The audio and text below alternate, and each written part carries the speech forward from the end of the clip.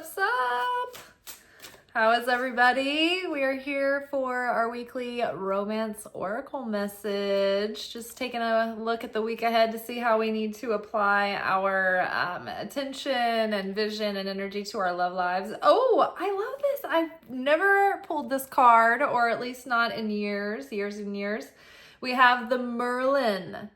I love this. Look at the imagery. So beautiful. Alchemy, justice, and balance. So makes so much sense because all week long we've been talking about proactively meeting life as the alchemist rather than reactively meeting life in our base animal instincts and reflexive response systems.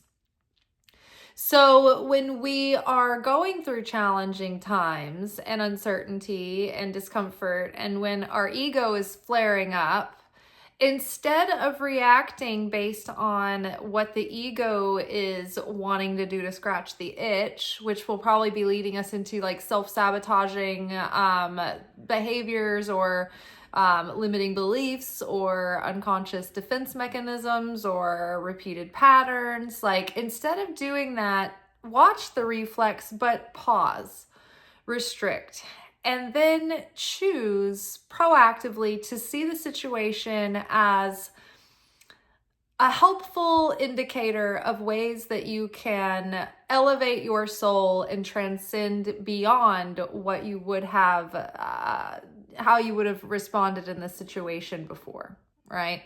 So then we look at even those challenging times as not curses or why is this happening to me, but we look at it as raw magical material or like a commodity to work with and to refine and to repurpose that energy into something good, right? So when we look at everything as a blessing, as something to work with, and we embrace it with acceptance and not necessarily saying, okay, this is right, I condone this, but acceptance as in, okay, this is the assignment, this is what's sitting on my plate in front of me today, I have to deal with this. And if I resist it, it will persist and probably fester. So I need to, there's a lower human way of responding and meeting a situation where you're only kind of like seeing the material problem, and therefore you're showing up to the problem with a material solution, which might look just and logical on the surface, but you're only dealing with a surface level symptom of what's going on at a deeper root level, at an energetic and spiritual level. So if you want to be a muggle, then go ahead, but you're going to keep going around and around and around the same struggles. Whereas if we can practice enough self-control to set aside the instant gratification of scratching that itch and having the discipline to pause, slow down, and then say, okay, what would my higher self do in this situation? If I weren't afraid, if I were completely being submissive to that inner voice that I know I can hear, but sometimes we don't want to listen to that voice, right? The guidance is there. We can feel it. We have access to it. But it's easier to maintain plausible deniability sometimes when that voice is taking us in directions that bring us into the unknown and out of our comfort zone, right? So it becomes our willingness and our desire and our rigorous, determination to persevere and keep choosing to move forward instead of staying in the familiar cycles. All right. Oh, the fire fairy. Okay. Just basically underscoring that generating the desire and the willpower and the determination to make something happen, to persevere, to have, and being able to finally arrive at a perspective of appreciation where you can look for the creator in all of every level of the game, right? Every level of the game is going to deliver an aspect of the adversary. And every level of the game is going to give you new, creative, fun challenges. And you can either meet those with like this enthusiasm, or you can let them wear you out and wear you down. either way, the adversary and the resistance is going to meet you at every level. So it becomes, are you going to get beat up and worked over by the waves, or are you going to become a surfer, right? And when you can see that happening, when you understand that if you do great big things in life, then that automatically comes with bigger challenges. It doesn't mean you're cursed. It means you're making an impact. Then you kind of start to see it with a whole different perspective, and it doesn't wear you down. It doesn't take away from your enthusiasm or your inspiration or your passion. Truth. So if you chase after things that aren't for you because you have this agenda that you have, you believe your outer senses, and you believe that you see all the evidence to prove this shiny object is the object of your desire, whatever that is, whether it be a career, life path, lifestyle, a person, an item, a job, a house, a title, whatever it is, you see that and you want to go after it. And if it's not really on your unique path, you can chase after that thing and it will always elude you, or you can get it and it's not going to really yield fulfillment. And then it might drift away. It might dissipate. It might not be fulfilling. It might yield chaos, right?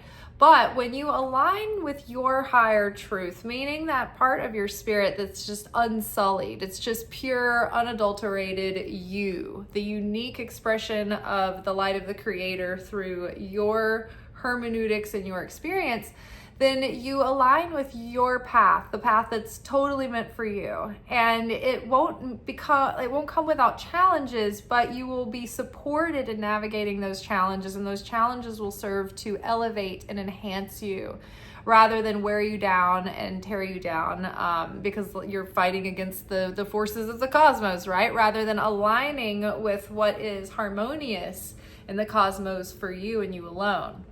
What is meant for you will never pass you by, and what is not meant for you will never lead to fulfillment.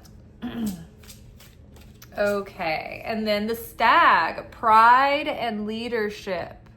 So setting the example of what you want in a relationship. So we've been speaking generally, but if you are the alchemist in your situation, then you are going to see red flags, and you're going to remember what you've learned from those, and you're going to take action accordingly, and you're going to let that experience make you feel emboldened and more confident and more certain that you're protected and guided, and that rejection is protection, and you're being led to the right person.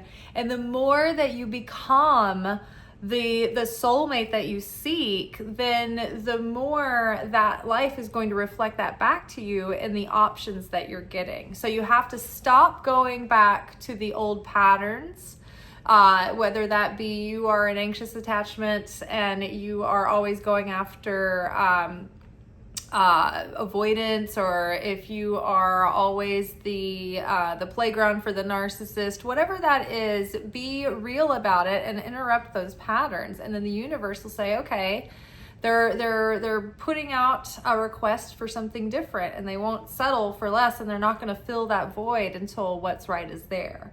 Now, that enthusiasm, right? If we lose hope and we don't think we're ever going to meet someone, or we don't think that we are ever going to meet someone that values our unique weirdness, then that will put a wet blanket on our hopes, and we won't have the motivation to really keep making the effort to look our best and take care of our life and be ready and stay ready to be, possibly cross paths with this person anytime, right?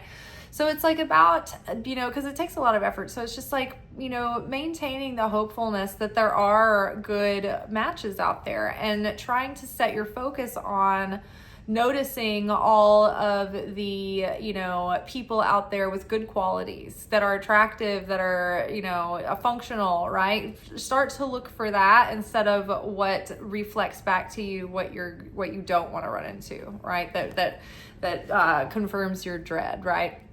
And so then truth, align with your truth. If you are looking for something serious and you are looking for a person who is equally yoked to you, then that really narrows down your dating pool. And you need to get like honest with yourself as you're getting to know people. Does this person have real compatibility with you over the long term or not? Do they have superficial qualities that you find attractive, but underneath the surface, they're not a good long-term partner for you? You know, it's just like about seeing the truth and not trying to make something otherwise, not projecting onto a person what you hope they will be or what you want them to be or what you're scared that they are. Right? But seeing someone for who they really are and being honest about what season they are in and what they want and what they're looking for. And then being honest about what season you are in and what you are looking for too. If some, like for instance, men dating women, I don't know if this is true for same-sex couples because I don't have that experience, but men dating women, if they aren't like in the season of wanting a committed relationships, and they're not going to get into one. It doesn't matter. Like they might hang out with you, they might, you know, have fun and do whatever, but they're not going to pursue you because you were so awesome they changed their mind. It's different. They approach everything differently. They have to be prepared in many ways and have their ducks in a row in the way that they think that they should and want to before they're ready. And then when they're ready, you know what the phenomenon is? You probably, I know I was a girl who always dated the guy who wasn't ready for the relationship, and then shortly thereafter, then they were, and it was like the girl maybe didn't stand up to me in certain ways, and I'm like, well, you went all, you know, like why me, why her and not me, right? But it's timing. It doesn't matter who it is, you know, it does and it doesn't, but it's more about readiness for men than it is for women. And so women can fall in love with how awesome a man is and how they get along so well, and they think, oh, we really have something, maybe he'll see it. And if it's not the right season, he's not going to see it. It's not going to matter. He can see it and live with the regret. Okay, so be honest, be in your truth. You know what really aligns with what you want, who's truly aligning with you, and being mutually reciprocal. And then the stag, pride and leadership. You know, we can be both flexible and compromise on some things at times to, you know, to keep maybe like not be so rigid about rules, you know, like those superficial rules, and be more flexible at times if we can set standards, right, and be leaders, you know. Proactively demonstrate how you want to be treated. You know, if you need to make the first move, you know, put it out there and see if they start to reciprocate. See if they start to mirror that behavior. Sometimes you need to lead the way and be like, hey, this is like where we're at now. You can feel comfortable to like call me on the phone or something.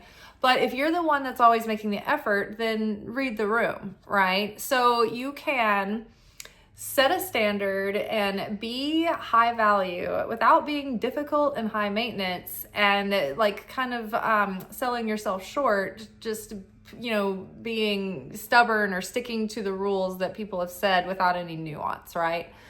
So I was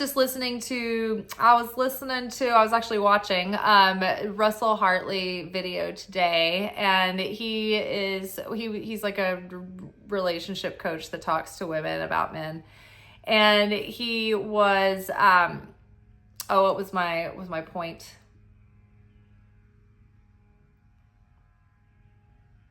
Oh yeah, he was talking about the difference between like the average man who is making low effort and reaching out at the last minute and not really making like firm plans but being vague, versus say like if you were dating someone who was like uber successful and wealthy and had a lot of responsibility, and their schedule legitimately is volatile and they will be there when they say they will be, they just don't know exactly what time, kind of thing. So he's like talking about how, you know, seeing the difference between someone like that wanting to date someone who's a little bit more flexible and spontaneous, versus someone who has a 9-to-5 job, who has a predictable schedule, who could be more reliable and be specific, but they're not being, right? So it's like, it's discerning the difference in that nuance and being able to be flexible without compromising your values or your standards, right?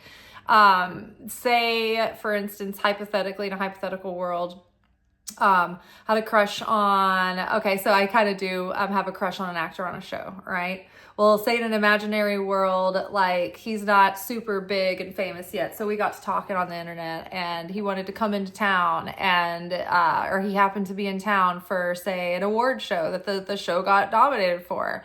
And say, he reached out suddenly and, via whatever social media, and was like, oh, I'm in your area. Are you available to meet up or something? And then you were like, well, it wasn't planned out. He didn't give me advance notice, blah, blah, blah. The rules say this. I've got to wait. Can't answer back.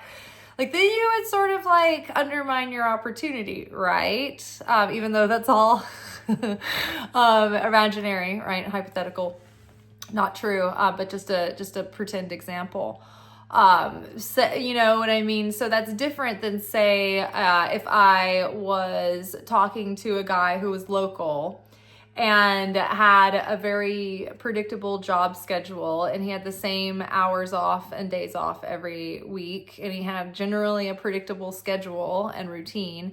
And he was waiting till the last minute to see what he was going to do over the weekend before trying to get a hold of me on, say, Thursday or Friday night to see if I wanted to hang out then, right? You can see the difference between those two things. And so not to shoot yourself in the foot or feel like you are compromising your value if you're flexible and spontaneous, but you have to look at patterns, right? So you can set the tone and set the leadership and stand by your value and stand in your worth, but that doesn't equal be a brat and be difficult and be demanding and all of that just for, whatever's sake. So being a leader can be very effective in the relationship. You don't have to take such a passive role, and you can be a leader without being bossy or overbearing.